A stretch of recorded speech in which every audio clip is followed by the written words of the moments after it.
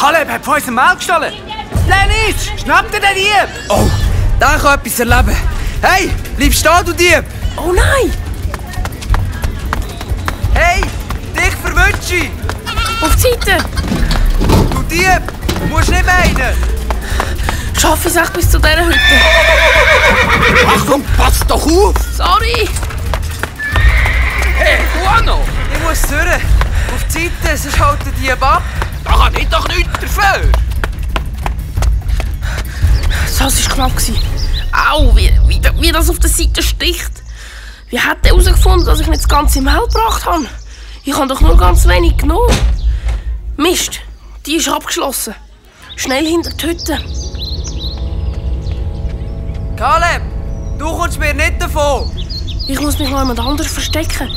Hey, zu den Eltern kann ich auf keinen Fall. Wenn mein Vater erfährt, dass ich Mehl genommen habe, dann wird er mich grün und blau schlagen. Aber wo kann ich sonst her? Ich muss ein bisschen in den Wald schaffen. Dort kann ich mich im Dickicht verstecken. So schnell wie es geht, rennt der Kaleb in die Richtung vom Wald. Hinter sich hört er, wie die Schritte vom Lennis immer näher kommen.